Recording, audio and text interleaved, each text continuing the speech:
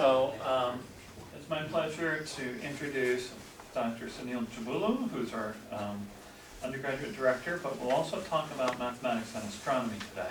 Read his abstract. He says, well, you know, how do you find the answers, like the distance from, you know, the sun to the earth? He says, just Google it. But he wants to sort of explain some of the geometric methods used by ancient astronomers to figure some of that stuff out. So I'm looking forward to learning about this geometry, and with that, I'll hand it over to Dr. Jabulu. So. Thank you, George. And thank you all for coming. Yeah, so this is a talk on math and astronomy. So first off, I should say that I'm not an astronomer. I know very little about astronomy. I don't have any formal training in astronomy. I'm glad there are some physicists here who can correct me if I say something wrong. So my goal is to show you some interactions between these two subjects, like as George mentioned, you know. So how math was used in astronomy and how problems in astronomy fed back into mathematics. All right, so these are some of my references. You know, these are my favorite books on astronomy. By no means, these are widely acknowledged to be the top 5 books in astronomy. So for beginners, I think The Fascinating World of Astronomy by Richardson, it's a great book for beginners. And then if you want to know more, I would recommend Man's Conquest of the Stars. And then there are other books which go more into cosmology, which I'm also interested in. So Big Bang. At least the first part of this talk is going to draw heavily on Simon Singh's Big Bang. And then of course there is this classics, A Brief History of Time by Hawkins and Fabric of Cosmos by Brian Greene.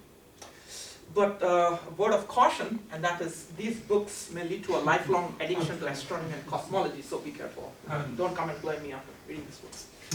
Okay, so here are some natural questions that I would like to address, and I raised these questions also in the abstract, very basic, very natural questions, you know. What is the distance to the moon? How big is the moon? Distance to the sun? How big is it? You know, and so forth. You can ask these questions for any object that you see in the sky, but the two brightest objects, sun and moon, for sure. And also, what is the circumference of the Earth and orbits of planets and so forth. And as mentioned, these days it's very easy. You can ask your smartphone; it will tell you answer instantly. Yeah. But the question to me, which is very exciting, very interesting, is how did the ancient astronomers figure these questions? You know? So to really appreciate these questions, you should take yourself back to around 300 BC when there was absolutely no technology. I mean, there was not even the decimal number system. You know, with zero technology, how did they come up with pretty accurate, reasonably accurate answers to these questions? And what was their motivation? It was only one thing, you know, human beings are curious. They want to know answers to this question. That was only the driving force for the ancient Greeks when they were studying these questions. They were not applying for grants or anything. Okay, so very basic question, what is the shape of the Earth?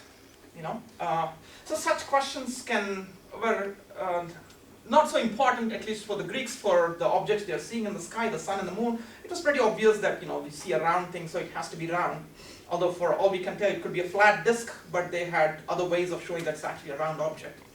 But for Earth, it was far from obvious because you cannot see the Earth. You're standing, how do you know the shape of the Earth? And these days you get nice satellite images, you know exactly how the shape of the Earth is, but how did they figure this out? So the first person to understand, study this question was Aristotle, who lived around 380 BC. And he was a very, very influential man. You know? And his ideas and theories have shaped the Western world for several centuries. You know? And today we know that not everything he said was correct, but at least few things he got correct. So he gave at least 3 arguments to show that the Earth was round back then. So let's go through this argument. The first one is my favorite one. It's almost like, reads like a mathematical proof.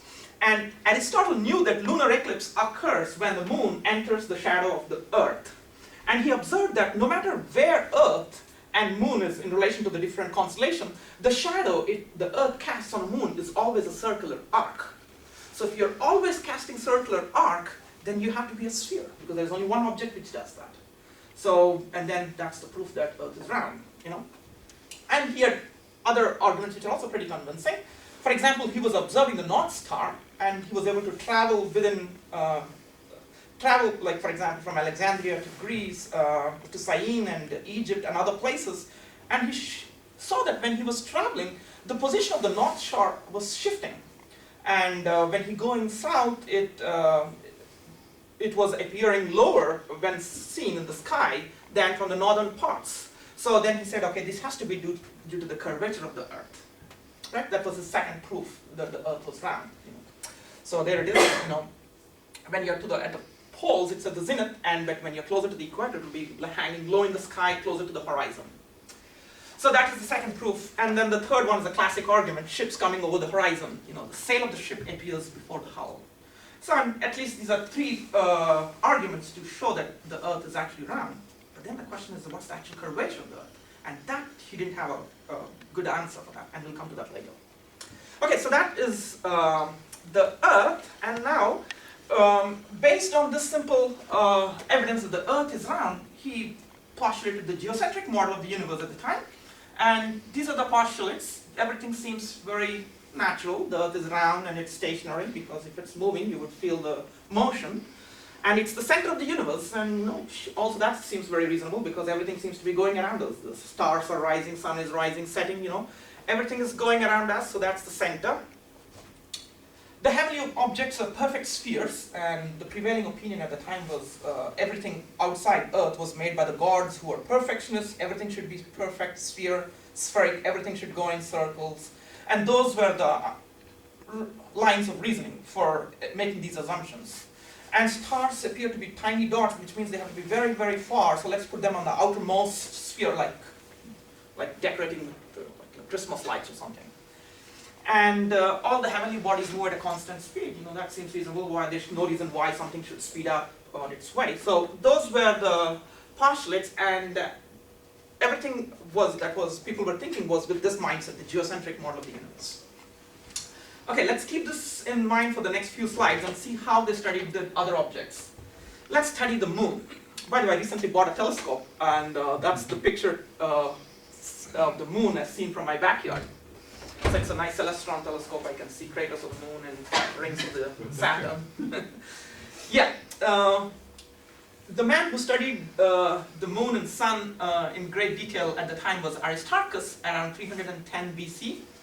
And this is perhaps not a well-known fact. People think that it was Copernicus who proposed the sun-centered model, but actually there were other people before him who proposed a sun-centered model, the heliocentric model. It was Aristarchus. But his contemporaries did not accept that model for other reasons, because they could not. They said, well, if the Earth was moving, then you should see different constellations, but the night sky looks the same, and they were not seeing any parallax. So they said, this doesn't sound correct. So, but at any rate, so he was the first person to propose the sun-centered model. And then he came up with some really brilliant ideas to study the moon and the sun, like how big they are and what's the distance to these objects and so forth. So let's see how he computed the size of the moon. Okay? And he said, I'm going to take the lunar eclipse. So here's a time lapse of a lunar eclipse. There is moon, which is entering the shadow of the Earth. Okay, the sun is so far away, and the rays, when they hit the Earth, they're parallel. So the shadow of the Earth is roughly the same as the size of the Earth itself. And he observed that it takes about 15 minutes for the moon to enter the Earth's shadow. So if you time it carefully, you see that it takes exactly 15 minutes for it to completely enter the Earth's shadow. So that was the first observation. And then 100 minutes, 150 minutes, and then it takes 200 minutes for the moon to sweep across the Earth's diameter. And the motion is uniform. So these two pieces of information tell you right away that the Earth is 4 times bigger than the moon, because it takes 15 minutes for it to sweep its own diameter, and it takes 200 minutes to sweep the Earth's diameter. So the moon is only 25% of the size of the Earth, and he concluded that. But that was an estimate, and it turns out that the correct answer is that the moon is 27% of the size of the Earth, which is pretty amazing for such a simple observation. Okay, so that is how he determined the size of the moon relative to the size of the Earth. Okay, what about the distance to the moon? So again, he observed that moon takes, well, already seen this in the previous slide, it takes 200 minutes to pass the Earth's diameter during the eclipse again. And then it takes 28 Earth days, roughly, to go around the Earth. Again, put these two things together because the motion is uniform, so these quantities should be in direct proportion. Earth's diameter is 200 minutes, is the same as the total circumference of the moon's orbit, which is 2 pi times the distance to the moon, and 28 days. So let's change the units, days to minutes, and do the cross multiplication, simple high school math, and it turns out that the distance to the moon is 30 times the Earth's diameter. So that's what he estimated, right? But it turns out that the correct answer is the distance to the moon varies a bit. It's not constant because now we know it makes a slightly elliptical orbit, and it somewhere varies between 27 Earth diameter and 33 Earth diameter. So on the average, he was absolutely right. So it's actually 30 times the diameter of the Earth, the distance to the moon. So good, so we know how big the moon is, we know how far is it, but everything in relation to the size of the Earth, we don't have absolute answers yet. So then he said, I'm going to study the sun, and this is a picture of the sun taken on the same day in the morning from my front yard. I got some filters, and I was able to see sunspots too. It's kind of... Are you sure that's really the sun? Well, then you should come to my house and I'll show you. Yes, so you can see some solar weather or something there. Okay, so distance to the sun. Let's compute the distance to the sun. Again, Aristarchus' idea, and he made the following observation. Since moonshine is reflected sunshine, precisely on a half-moon day, the sun, the moon, and the earth form the vertices of a right-angled triangle. Very simple observation. If you're on Earth and you see in the night sky exactly half of the moon glowing and the remaining half is in darkness, that means that can happen exactly at one moment, and that is when this vertex is at right angles, 90 degrees. Okay, all right, so I already know the distance to the moon in relation to the size of the Earth. So for that, I just have to measure this angle alpha, the angular separation between moon and the sun as seen from the Earth. Then simple trigonometry will tell me the distance to the sun in terms of the distance to the moon. And that's what he did. So his goal is to compute this angle alpha. So to find this angular separation alpha, we have to find exactly when the half moon occurs, right? And we might think that half moon is halfway between new moon and full moon, but not. It turns out that half moons do not occur halfway between new moons and full moons, and this was known to the Greeks, right? And that is kind of clear from this picture. If you can see here, the half moons are slightly closer to the new moon than they are to the full moon, because of the curvature of the orbit. And using primitive clocks at the time, I don't know what he had, water clocks, something very primitive, he found that half moons occur about 6 hours closer to new moons than to full moons, right? That's what he observed. And then that gave him an angular separation of 87 degrees as seen from the Earth, moon, and the sun.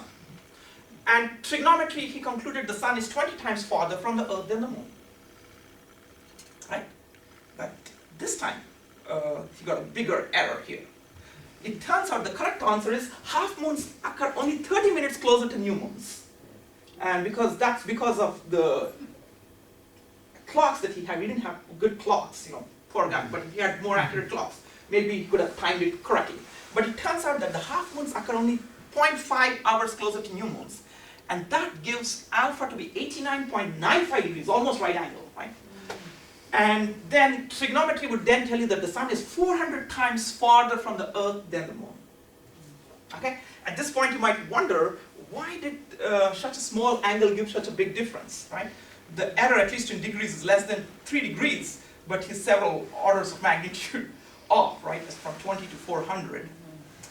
And to understand this, why? Because it's very sensitive at that angle, right? So here is the right triangle here. I'm looking at dm is the distance to the moon, ds is distance to the sun, so I guess adjacent over hypotenuse, that's the cosine of the angle. So the distance to the sun is distance to the moon times secant of that angle. And we all know the behavior of the secant function. It grows pretty rapidly when it gets closer to 90 degrees. That's the graph of the secant function.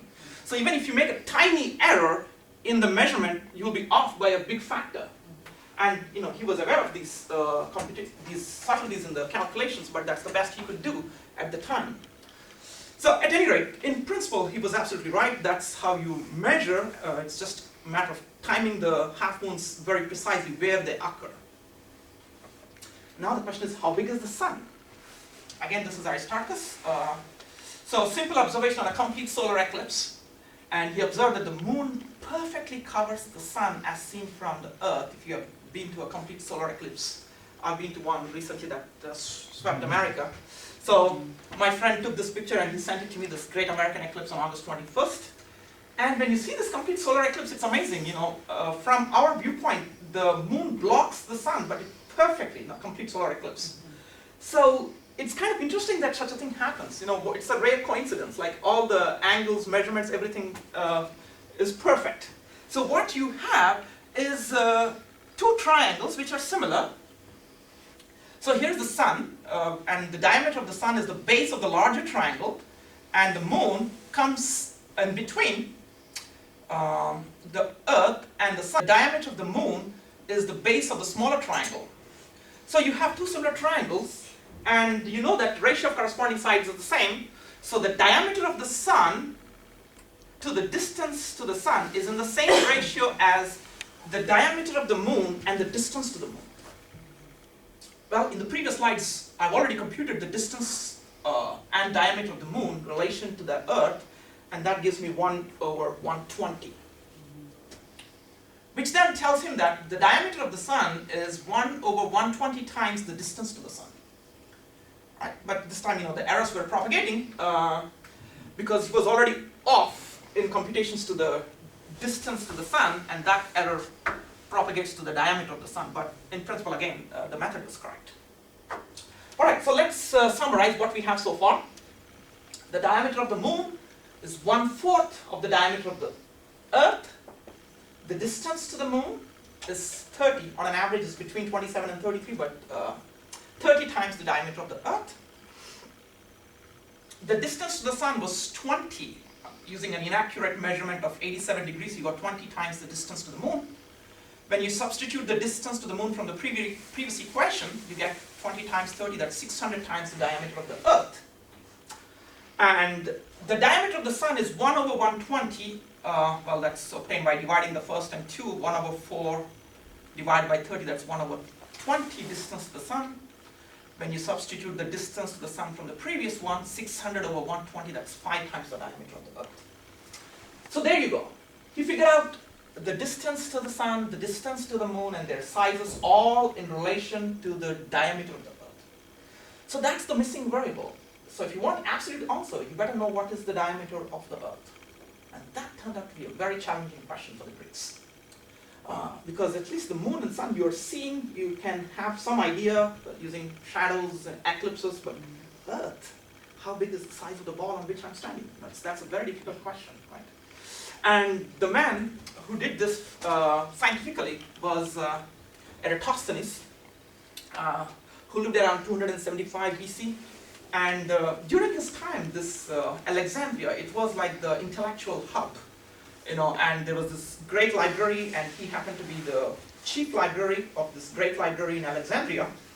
And he did lots of things: mathematician, geographer, astronomer, poet, critic. He did lots of things, but he's well known for his work in mathematics and astronomy. And he was actually nicknamed as Beta. And this was given to him by his envious contemporaries, who said he was the second best in the world in everything. So this is a story I'm sure most of you have heard, but I'll go through it. It's a very interesting story. And that is, in the city of Syene, precisely at noon on summer solstice, it was known that vertical sticks on the ground cast no shadows, and reflection of the sun can be seen in the water at the bottom of these narrow wells. And he read this in a book in Alexandria. It's kind of interesting. He had access to all these books. And the reason is that exactly at this time in Syene, the sun was directly overhead and vertical sticks were not casting any shadows, right? And he's a very curious man, so he said, let me experiment. And he did the same experiment in Alexandria, which is north of Syene, and he said that he saw that on noon, yes, the vertical sticks would cast shadows. And that came to him as a surprise, and he asked the natural question, how could it be at the same time a stick in Alexandria would cast a shadow, but one in Syene, which is south, would cast no shadow at the same time? And he said there's only one argument, and that is because of the curvature of the earth. And then he got this idea that if I know the distance between these two places, and if I know the angle at which sun rays are hitting the vertical sticks in Alexandria, geometry should tell me the curvature of the earth and the circumference of the earth. And that's what he did. So here's a picture. That's Alexandria. That's where he was. And here is Syene, which the Tropic of Cancer goes through that. And on solstice, the sun rays are shooting perpendicularly, so the cast no shadows. And whereas in Alexandria, there's making a shadow. And he was able to do an experiment to compute the angle at which these sun rays were falling. And that came down to about 7 degrees, just by measuring the length of the stick and the length of the shadow. Simple trigonometry, it was 7 degrees. So, and then he had to know the distance between these two places. So the story goes, he actually hired a man to pace out the entire distance. So, and using the Greek measurement at the time, that is 5,000 stadia, whatever that is. Right? Now, if you imagine these two lines, a stick in Syene and a stick in Alexandria extending all the way to the center of the earth, they should meet at 7 degrees, because that is a transversal, parallel lines, and this is 7 degrees, alternate angles. 7 degrees. And 7 degrees is about 50th of the total circumference of the earth, which means 1/50th of a circle should correspond to 5,000 stadia. So what should be the full circumference? Simple, multiply by 50. So 50 times 5,000, that is 250,000 stadia. So now the question is that how good is this answer? You should know the conversion. How many kilometers is 1 stadia? And this is where historians disagree. If you look at different resources, people will give different answers. But some people say this is 5,000 kilometers, but that's really back calculating. We don't know how much the actual conversion factor is, but no matter what source you take, you will see that the error in all cases is just a few %, and that is remarkable. So the true circumference of the earth is about 40,075 kilometers, and the error, as I said, is just a few %. And that is, I think, ingenious for the time, just with a stick and some imagination. All right, so now we got the missing variable. So now you plug this into all those equations, and you know absolute answers for all the distances and the sizes of moon and sun. So one interesting historical remark here that I should say, 1700 years later, let's fast forward, and this is Christopher Columbus when he did his famous voyages in the 1490s. It's kind of interesting that at the time he did not know the true circumference of the earth. And in fact, what he believed was that he believed that the earth was much smaller than what Eratosthenes had estimated. And this is very interesting, actually. And in fact, he also did not know the true shape of the earth. He knew it was round, but he thought it was actually skewed as a bottleneck on the top. So then he said, oh, if I want to reach Asia, at the time people were trying to find better routes, trade routes. And they were all going through Africa, which is longer. I said, like, okay, maybe I can go around, So that was his motivation. But some historians say that if he had known the true size of the earth, he wouldn't have bothered to sail west to find a shorter route, right? I find this very interesting because at least this is one instance where ignorance made history. Okay, that's one side. Happening all the time. Now, for instance. So good, we have some estimates, and these are not completely accurate, but there are later mathematicians and astronomers more towards the later part, the Hellenistic period, who actually have improved on these estimates. So I don't know if you realize this, in some of these calculations you actually need to know the value of pi, right? And the value of pi was not known during Aristarchus' time. And that had to wait until Archimedes, which was several decades after Aristarchus. And we all know him, he's one of the greatest minds of antiquity, and he was the first person to give a good approximation for pi, and that was his approximation between those two mixed fractions, which turns out to be about 3.14. And that helped improve some of the estimates. And not only that, he worked on other problems in astronomy, and one of the famous one is the sand reckoner problem. So, which was like how many grains of sand you need to fill up the universe, you know. And he was fascinated with those questions, and he made some assumptions. We know that's not completely accurate, but at least that's an astronomical problem which led to some interesting math. It led to new number system to represent large numbers which were not available at the time.